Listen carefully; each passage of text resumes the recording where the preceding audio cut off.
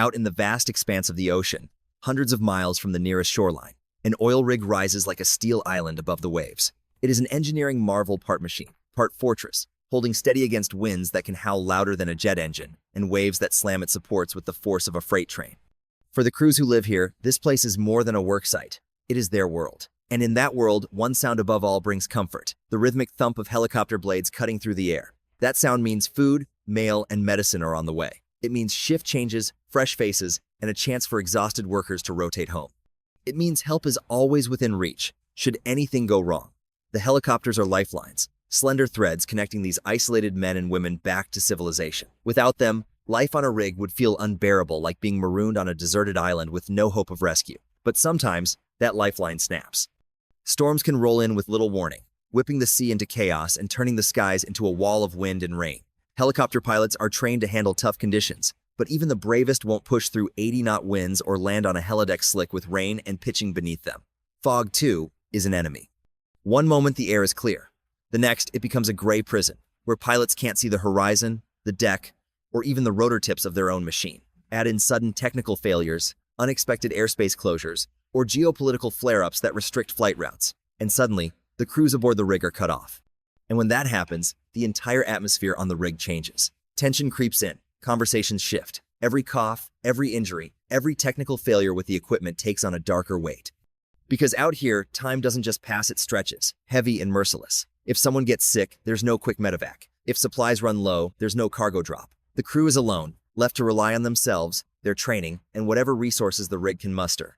For most of us on land, the idea of not having access to an ambulance, a hospital, or even a quick grocery run is unthinkable. But for oil rig workers, the possibility that helicopters won't come is a very real part of life. And when that moment arrives, every man and woman on board knows they are facing something few outsiders can truly imagine: what it means to be stranded at sea when the only bridge back to the world is gone. Oil rigs were never designed with convenience in mind. They are built where the oil is, often hundreds of miles offshore, in places where the ocean runs deep and the weather shifts violently without warning. This remoteness is both their strength and their vulnerability. To keep them supplied and their crews rotating in and out, the industry depends almost entirely on helicopters. Fixed-wing aircraft can't land on a rig, and ships, while useful for heavy cargo, are too slow to meet the daily needs of operations. A crew change might involve 100 people, each with a bag of gear. Waiting for a supply vessel to cover the distance could take days, sometimes longer, and in emergencies, every hour matters. That's why helicopters have become the invisible backbone of offshore life. They bring food, medicine, spare parts, and most importantly, the human link that keeps crews sane. Without those flights, the rig is not just isolated, it is sealed. Most days, the system works flawlessly. Pilots train relentlessly for crosswinds, instrument-only flying, and precision landings on decks scarcely wider than the aircraft's own rotor span. Flight schedules are meticulously tracked, weather monitored down to the minute, and safety procedures drilled into both pilots and rig crews. Yet the ocean has a way of mocking human plans. Helicopters are small against the scale of a storm, and their operational limits are unforgiving. Crosswinds above 55 knots, heavy icing conditions, or poor visibility will cancel a flight immediately. Sometimes, conditions deteriorate mid-flight, forcing pilots to divert or turn back. For the crew waiting on deck, the disappointment is visceral. Supplies they've counted on vanish into uncertainty. Rotations that were supposed to send men home after weeks at sea are suddenly postponed indefinitely. The psychological blow is real. Fatigue lengthens, tempers shorten, and what might have been a manageable schedule starts to feel like a prison sentence. Even worse is the question of medical emergencies. Offshore installations maintain well-equipped sick bays and trained medics, but they are not hospitals. When a worker suffers appendicitis, a broken limb, or a cardiac event, the standard response is to request a medevac helicopter. Every extra hour that flight is delayed can be the difference between recovery and tragedy. Rig managers know this, and the weight of that responsibility shows when helicopters are grounded. They must keep morale steady, enforce discipline, and manage scarce resources while quietly carrying the burden of what-ifs. In short, helicopters are not a luxury. They are the thin thread that ties an oil rig to the outside world. And when weather or circumstance severs that thread, the rig transforms from a workplace into something closer to a survival outpost. At first, a grounded helicopter feels like little more than an inconvenience, the kind of delay offshore crews have weathered countless times before. Storms pass, skies clear, and soon enough the familiar thump of rotor blades usually breaks the monotony. But when tomorrow comes and flights are still canceled, patience thins. In the galley, menus shift toward longer-lasting supplies. Supervisors remind crews to watch their fatigue. Each radio update from shore is absorbed like a lifeline, replayed in conversations across the rig. For those at the end of their hitch, the disappointment cuts sharp. Homecomings slip further away. Birthdays and milestones go unmarked. The rhythm of leave and return the anchor that makes life offshore bearable suddenly falters. The longer it lasts, the more the rig feels not just distant, but sealed into the ocean. Nights press hardest. No engines in the sky. No lights descending from above. Only the relentless wind and the dark roll of waves.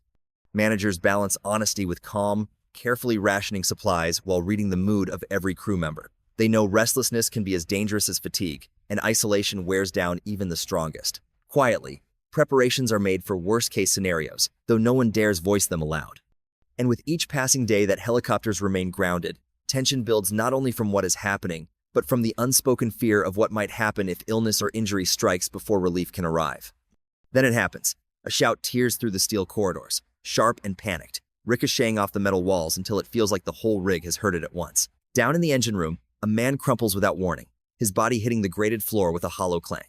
On the deck above, another slips in the storm-slick chaos, crashing hard and leaving a trail of blood against the steel. In an instant, the routine rhythm of the rig is gone. Radios explode with static and urgent voices. Clipped commands fight to be heard over the wind, and boots hammer across catwalks as the crew surges toward the crisis. In calmer weather, this would trigger a familiar chain. A call would go out, coordinates relayed, and within the hour, the heavy thump of rotor blades would slice through the night. A helicopter would punch through the clouds, hover over the pad, and lower salvation in the form of medics and evacuation gear. But tonight, the sky is closed. The storm has slammed shut every exit, and the sea below rages too violently to risk a boat. The rig is a dot of steel in an endless black ocean, sealed away from help. Men gather, eyes flicking to the horizon, praying for a light, any sign of the distant machines they've come to trust as their lifeline. None appear. The onboard medic crouches over the fallen man, working fast and calm, every movement practiced. He improvises with what little he has: gauze, oxygen, IV fluids, steady hands. But everyone watching knows the unspoken truth. Without rapid evacuation, without a hospital waiting on shore, each second is another drop in the balance between life and loss. The atmosphere shifts. The air feels thicker, heavier, as if every breath carries weight. Hardened men, used to bending steel, commanding pressure, and taming fire, suddenly face something they cannot muscle through. Their fortress of iron and concrete feels less like a workplace and more like a fragile cage suspended over an angry sea. The storm howls around them, but it is the silence between men, the exchanged glances, the clenched jaws that reveals the depth of fear. Now come the choices. Each one a gamble with stakes too high to calculate. Do they risk a boat transfer into waves that could swallow it whole? Do they plead for a pilot to push a chopper through winds that might tear it apart? Or do they accept the fight here, turning their industrial platform into an emergency ward, knowing it was never designed for such a battle? The storm outside drowns the rig in noise, but the storm inside is louder still. The pounding of hearts, the weight of responsibility, the fear that every decision might be the wrong one. In that moment, every man feels the raw truth of offshore life. When the sky closes, when the sea seals them in, they are not just isolated, they are utterly, terrifyingly on their own. What carries them through isn't luck. It's preparation, discipline, and a trust forged in long, lonely days at sea. Long before an emergency erupts, crews rehearse this exact nightmare. No helicopters, no quick evacuation, no outside help for hours. The procedures are familiar, but when the moment arrives, the rehearsed steps don't feel like lines in a manual, they flow as instinct. The medic takes the lead, barking orders sharp and steady, but he isn't standing alone in the storm of panic. Every man and woman on the rig knows their role, and together they form a chain of action that no wind, no wave, no darkness can break. Supplies that once seemed like overkill oxygen tanks, defibrillators, IV lines, blood kits become the bridge between life and death. They are not handled by strangers in crisp uniforms, but by coworkers whose boots have walked the same steel decks, whose hands have tightened the same bolts, whose laughter has filled the same cramped galley. That bond, invisible in routine, becomes unshakable in crisis. In that moment, the crew is not just a workforce, they are a lifeline. The injured man is never left in silence. Around him forms a circle, tight, protective, unyielding. Calloused hands steady his breathing tube, refusing to tremble. Voices, usually drowned in machinery, fall into a rhythm as they count compressions. Eyes that normally scan gauges, monitors, and welding arcs are fixed now on one fragile rhythm, the rise and fall of a chest that threatens to stop. The storm outside screams, rattling steel walls and thrashing waves against the legs of the platform. But in that small circle, there is no fear, only focus, no distraction, only willpower. Minutes stretch into hours, and still they fight. At last, the storm begins to loosen its grip, or word comes crackling over the radio that a backup chopper has lifted off from a distant base. When the first thump of rotor blades slices through the storm's roar, every head turns skyward. The sight of that machine, just a silhouette at first, then a savior descending through the clouds, draws a single exhale from the entire crew. Relief does not come with cheers. It comes with shoulders sagging, with tears hidden in the rain, with the quiet acknowledgement that they held the line long enough. Yet the lesson lingers long after the helicopter lifts the injured away. Out here, surrounded on every side by endless water and unbroken sky, self-reliance is the first defense, and trust in each other is the second. The chain to shore may break, but the chain between shipmates cannot. Survival offshore isn't a miracle or a gamble. It is the direct result of preparation turned instinct, and of ordinary workers who, when pressed by fate, become extraordinary. And so, when the sea finally calms and life slips back into routine, the memory remains etched deep in each of them. They carry it not as a scar, but as a truth, that when the outside world is locked away, when the storm makes the horizon unreachable, the strength that keeps a man alive is not just found in steel, or tools, or machines. It is found in one another, and that is a lesson they will never forget. Out here, surrounded by nothing but the restless sea and an endless horizon, there's no fire station just around the corner, no ambulance minutes away, no sirens cutting through the night. Oil rig crews know this truth in their bones. When helicopters can't reach them, they don't freeze. They don't surrender, they act, they adapt, and they carry each other through the storm's silence. To the outside world, these rigs are little more than steel giants pumping fuel from the deep.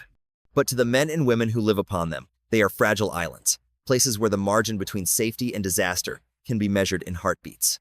Each rig is a community forged not by convenience, but by necessity, built on trust, discipline, and resilience.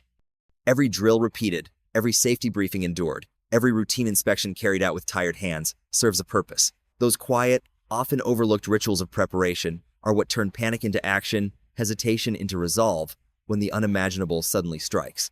In the end, survival on the open sea doesn't come down to machinery or technology alone. Pumps, sensors, and steel towers play their part, but they cannot think, they cannot comfort, and they cannot fight for life. It comes down to people, ordinary men and women, who reveal something extraordinary when the pressure is greatest.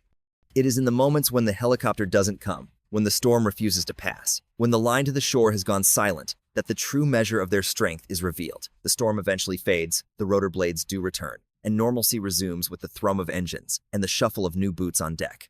But the memory of those hours, those raw, suspended moments when the crew was truly alone, stays with them for life. For in those hours, stripped of all certainty and support, they discovered what they carried within themselves and within each other, a strength neither waves nor wind could break.